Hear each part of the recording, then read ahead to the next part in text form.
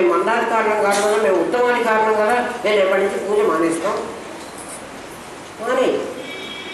అయితే ఇంకోటి కూడా మానే, నీ ఇంట్లో గిన్నెలు కూడా వండుకోవాలి, నువ్వు అన్నం కూడా వండుకోవాలి. ఆ పాచి గిన్నెతోనే అన్నం వండుకొని అప్పుడు దేవుడిని కూడా పాచిగానే పెట్టు. నాకేం అభ్యంతరం, నువ్వు ఉత్తమాధికారి అయిపోయినావు కదా. మిమ్మల్ని మీరు అట్లా డిక్లేర్ చేసుకోకండి. నువ్వు అనుకుంటే అట్లా ఉత్తమాధికారి కావు. ముందు మానేసేది ఏమిటంటే దేవుడు దేవతార్చన అలాంటి ఏదో ఎటువంటి వాళ్ళైనా చిన్న గుంట్లో ఆ ఒక్క గదిలోనైనా ఒక్క పీట మీద కొంచెం పసుపు రాసి కొద్దిగా పొడి పెట్టి ఓ చిన్న దేవుడి పటమన్నా పెట్టుకుని, దేవుడి పటాలు కూడా లేవు, పిల్లలు ఆడుకుంటూ ఉంటారు, దేవుడి పటాలు లేవు వాళ్ళకి, ఎవరు ఇయ్యరు, పిల్లలు ఆడుకోవాలి. ఆటల్లో ఏం చేస్తారు, ఒక ఒక త్రిభుజాకారంగా ఉన్న ఒక రాయి తెచ్చుకుంటారు, ఆ రాయి తెచ్చి అక్కడ పెడతారు, అది దేవుడు. పిచ్చాకులో వెచ్చాకులో అక్కడ ఉన్నవి తెచ్చుకుంటారు, అవే అక్కడ పెట్టుకుని అవి తాంబూలం వాళ్ళు పూజ చేస్తారు చిన్నపిల్లలు. అట్లా ఏదో ఒకటి మన ఇంట్లో ఆలంబన కోసం ఫస్ట్ స్టేజ్లో పెట్టుకుంటాడు. ఆ ఫ్లాష్ కార్డ్స్ పెట్టుకుని, పూసల పలకలు పెట్టుకుని, 1వ క్లాసులో 1, 2, 2 + 1 3 అని నేర్చుకునేప్పుడు మనం ఏం చేసాం, పూసల పలక తెచ్చుకున్నాం. పూసల పలకలో పైన ఉన్నదానికి 2 పూసలు వేసాం, కింద ఉన్నదానికి 3 పూసలు వేసాం ఇటువైపు. ఈ 1, 2, 3, 4, 5 కాబట్టి 2 + 3 = 5 వేసామో వేయలేదా? ఎప్పుడు? 1వ క్లాసులో. నేను 10th క్లాస్లో కూడా పూసల పలక తీసుకుని స్కూల్కి వెళ్తానండి, ఎందుకంటే నాకు అట్లాగే నేర్పించారు.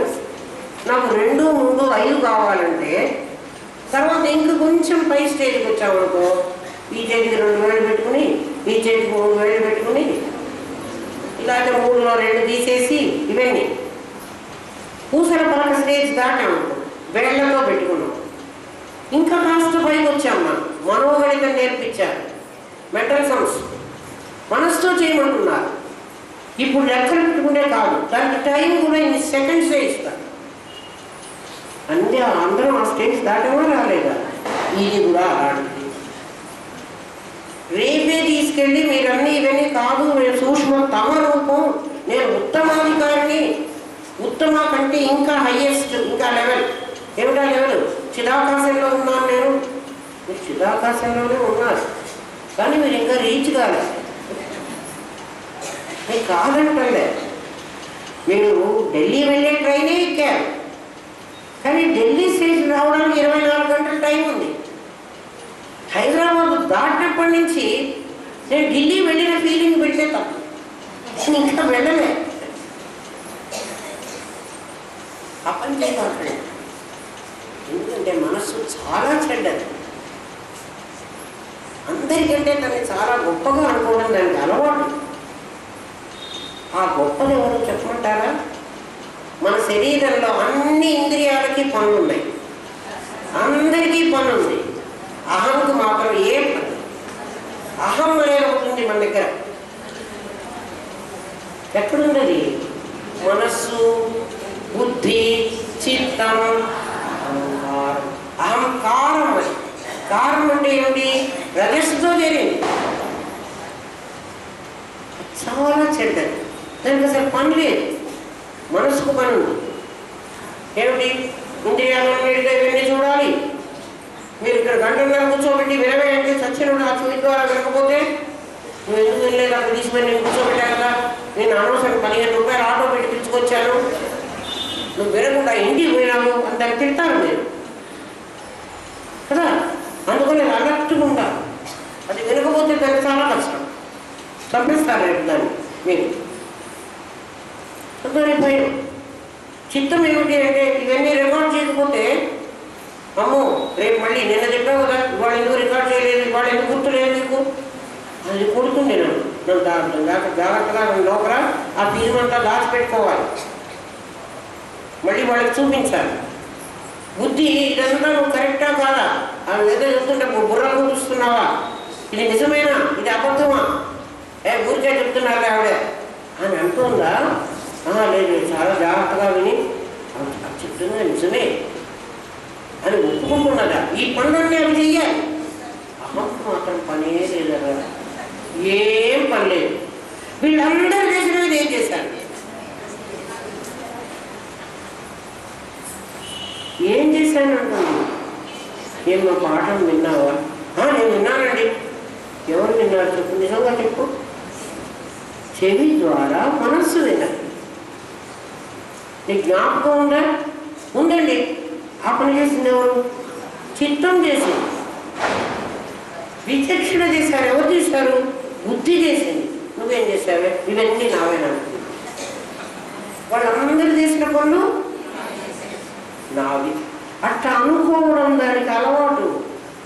ఎందుకంటే ఏ పని లేని వాడికి అన్ని పనులు నేను చేశానంటాడు. ఏ పని వాడికి లేదు, అసలు వాడికి పనే లేదు. కారణంతో చేరి ఆ పని లేని దాన్ని మీ శరీరంలో ఎవరున్నారో దాన్ని పట్టుకోండి ముందు గట్టిగా. నీకేం పని లేదు, నేను పని చెప్తున్నా. నీకు పని లేదు కదా, శరీరంలో నీకు నిజంగా పని లేదు. నువ్వు అనవసరంగా వచ్చిన ఒక ఎక్స్ట్రా అవయవాన్ని. ఆఫీస్లో 10 మంది పనివాడు పని చేయాలరా, 11వ వాడుగా పనికి వచ్చాడు అనుకున్నాం కాసేపు. వాడికి ఆఫీస్లో నిజంగా పని లేదు. వాడు ఊరికే తిరుగుతున్నాడు. ఏ పని చేయాలో తెలియదు. వీటితో తిరుగుతాడు, వాడితో తిరుగుతాడు, కబుర్లు చెప్పి అనవసరంగా మిగిలిన వాడి పని పాడు చేస్తున్నాడు వాడు.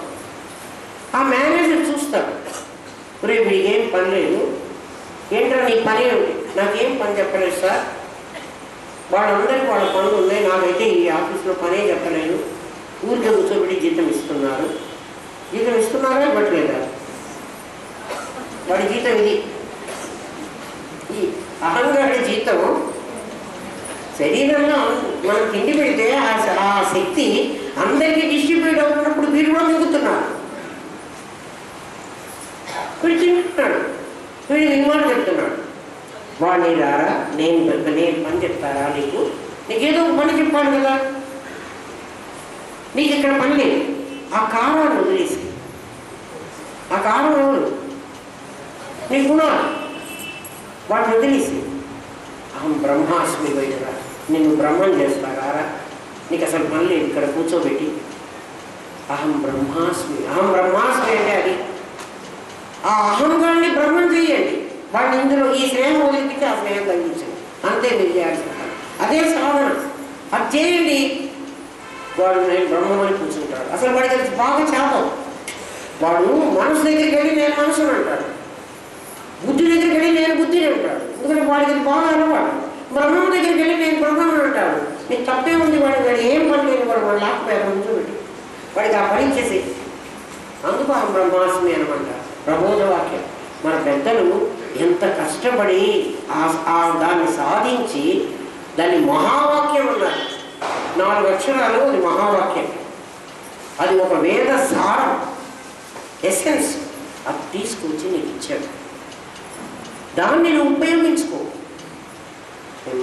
రేపు చెప్తాను. నీ రాకుల ఇవాళ చాలా తక్కువ నామాలైనాయి. ఇవి 2-3 అర్థమైతే సూక్ష్మతమ రూపంలో మిగిలిన ఒక 20-30 నామాలు అవి. నిర్గుణ, నిష్కళ, శాంత, నిష్కామ, నిరుపప్లవ, నిత్యముక్త, నిర్వికార, నిష్ప్రపంచ, నిరాశ్రయ. ఇవి నిత్యముక్త, ముక్త, నిత్యశుద్ధ ఇవి చెప్పారు. నిత్యశుద్ధ, నిత్యబుద్ధ, నిరవధ్య, నిరంతర, నిష్కారణ, నిష్కళంక, నిరుపాధి, నిరీశ్వర. అన్నీ కారణము కార్యము ఉంటాయి. నిష్కారణ, ఆమెకు కారణం లేదు. ఒక కారణం లేకపోతే ఒక కార్యం రాదు. కార్యకారణ సంబంధం అంటారు.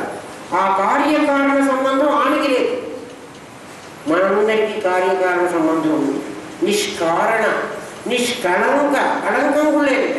నిరుపాధి, ఉపాధి కూడా లేదు. ఈ నామాలన్నీ అలాంటివి. రేపు చెప్పుకుందాం.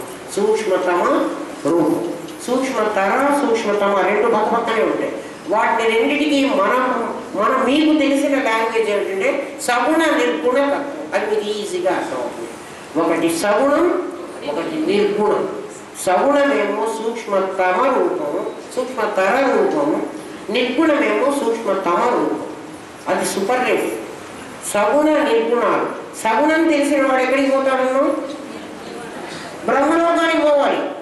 పోయి అక్కడ బ్రహ్మగారితో పాటు వాళ్ళు వినాలి. తర్వాత వాడు ప్రళయంలో వాడు ముక్తుడు కావాలి. నిర్గుణం తెలిసిన వాడు ఇక్కడే ఈ క్షణమే వాడికి గుర్తు వచ్చేస్తుంది. ఈ రెండింటికి మళ్ళీ తేడా. ఓం తత్సత్. స్వస్తి ప్రజాభ్య పరిపాలయంతాం న్యాయేన మార్గేణ మహిమహేష. ఓం బ్రాహ్మణేభ్యో శుభమస్తు నిత్యం. లోకాః సమస్తాః సుఖినో భవంతు. ఓం పూర్ణమదః పూర్ణమిదం పూర్ణాత్ పూర్ణముదచ్యతే పూర్ణస్య పూర్ణ